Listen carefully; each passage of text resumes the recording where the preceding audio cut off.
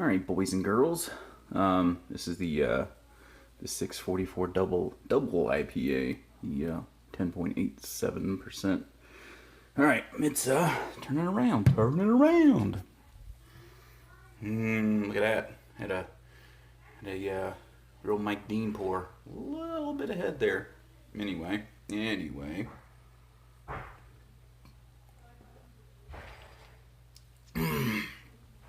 Coconut, mango. Happy Homebrew Wednesday! Ow! I got some shits to look at. You guys are gonna dig it. All right. Look at that. That is Thermowell blow off 1.5-inch triclover. That's gonna go in that hole. So you see, it's gonna stick about 2/3 of the way down. This is what it's gonna look like installed. Gonna have a piece of silicone hose hanging off of this, and yeah, I can put my probe for my that thing, fermentation chamber in there. So yeah, got a little bit more control of what I'm doing. So I got one assembly for each. Yeah, pretty cool. I've been waiting on that. Pretty excited about it. Pretty stinking excited about it. And then there's that. Boom, 8 gallons worth of used bourbon barrel. And thanks to the Harbor Freight, got a stand. Built all that stuff yesterday. So that was Tuesday. Today is actually Wednesday. So anyway, box collection. All right, guys, I'll set you down. We'll talk a few little things. All right, so been waiting on that stuff for about a week and change. The Thermowell blow-off assembly I got from NorCal Brewing Supply. See, the bourbon barrel I got from homebrewing.org. You see this stuff all the time on Homebrew Finds, that they're always advertising several times a year. 5 gallons, 8 gallons, you got 10 gallons, 12 gallons, some stuff like that. Well, they were out of the 5s, so they were selling the 8s for the same price as the 5s. But I mean, yeah, the 8s don't have a stand. The 5 gallons come with stands. But anyway, I got scrap wood, so and I bought a stand from the Harbor Freight. So I'm gonna get some casters. They make an adapter kit that attaches to the feet of those. So yeah, it's pretty good stuff. And it's just tall enough. It's taller than a keg, so make things a little easier when I siphon from that to a keg. But it's also shorter than the island table that I'm on, which I've got you guys sitting on looking at me. So anyway, when I'm transferring from the Brewtech buckets lower, so all that stuff, I don't have to siphon. Gravite will do its thing. So let's see, what am I gonna do? I got some pretty exciting stuff coming along. Maybe exciting for me, maybe not for you guys. One thing, probably after kind of shooting the crap a little bit with guys on the Facebook Messenger, this little chat group that we're on, Tyler had suggested maybe that I put the Gnarly Brown in there, which I brewed that beer probably more than I brewed any other beer.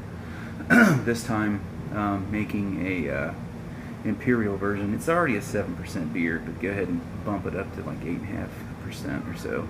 So it's a little bit extra base malt, not a big deal. Then age it in that. But the thing is, that's an 8-gallon barrel. So my plan is make a 9-gallon batch. That way I'll split 4.5 gallons per fermenter. So when I do go ahead and rack into the barrel, I should have roughly half a gallon or so of trub wasted stuff that you don't want anyway. But I need to make sure that barrel's full, no headspace, kind of full.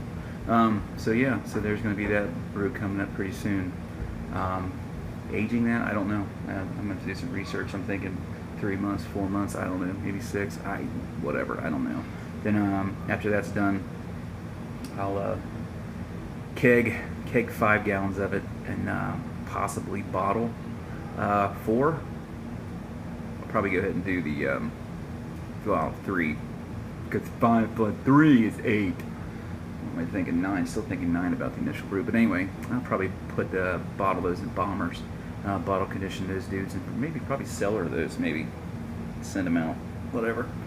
See what happens. Yeah, I got another secret brew I'm gonna do. Well, the brew itself won't be secret, but the reason why I'm doing it, that's my secret.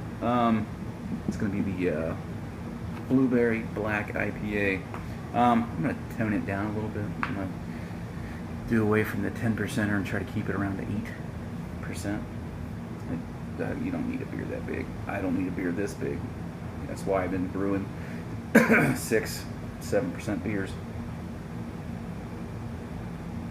It's too much alcohol, too many calories, it's too much. It's an awesome beer to drink. Just, yeah, not something you're going to sit down and drink a whole lot of. If you want to do some day drinking, buddy, you're going to be hurting by the end of the day. But, yeah, so I got the Imperial Gnarly Brown, which, if you guys have watched enough of my videos, heard me talk about the Gnarly Brown, it's really more of a porter than like a traditional brown, but it's awesome stuff. I love that beer. So, then the Blueberry Black IPA, which is another one. You know, I thought, I don't know. I thought about maybe doing a 10-gallon batch and aging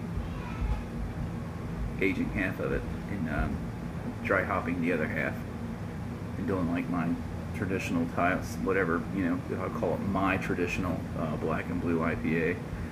Dry hop the shit out of it and take half of it and just kind of put it in a carboy and let it go. I got some oak chips. Maybe I'll soak them in some bourbon and just throw it in there and have it like an Imperial black ale. Why not? Put on 5 pounds of blueberries maybe for 3 weeks, maybe a month. Rack it into a long-term secondary and let it sit with some bourbon-soaked oak chips. Excuse me. Let it sit there for 4, 5, 6 months, whatever. Taste it every once in a while, see what's going on with it.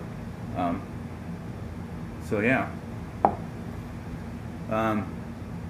Yeah, right before, kind of leads me to another story as I'm rambling. Where do I go? Going over there. Oh, look, something shiny. Bird. Oh. Anyway, yeah. Right before the Bengals played the Redskins in London, England this year, the tie, I had some friends over for breakfast, and I had 2 bombers of the Black and Blue IPA. They were a year old. Well, actually, they were 11 months. 11 months old. I had one. It was a couple, maybe a week prior to that game, and it was a totally different beer, but it's just stinking fucking-tastic. The blueberry was just right there. It was all blueberry, and so I shared it with a couple of buddies of mine that came over for breakfast. Yeah. 10+% beer for breakfast. It was amazing, but yeah. So yeah, I've been thinking I just ought to do that beer and keep the same IBUs, all that stuff. We'll do 5 gallons of traditional air quotes of IPA, then the other 5 gallons just age it. Let it sit on some oak chips. Totally different beer. I mean, more of a black ale at that point, I guess you would call it. But yeah. Totally different beer, and I really dug that beer. It's, I don't know, thoughts. You know, the more you guys talk about this stuff, the more I just kind of started running off. Well, I got this, and get all creative. But yeah, we'll see what happens. All right, guys, I've taken up enough of your times, so that's my haul. I'm done. Unless I unless I want to buy a few more things, but you know, I really don't have any want or need buy anything right now. There's always want and needs, right? Just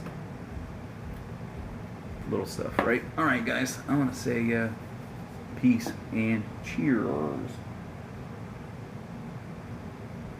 Oh, that's so good, so good. All right, guys.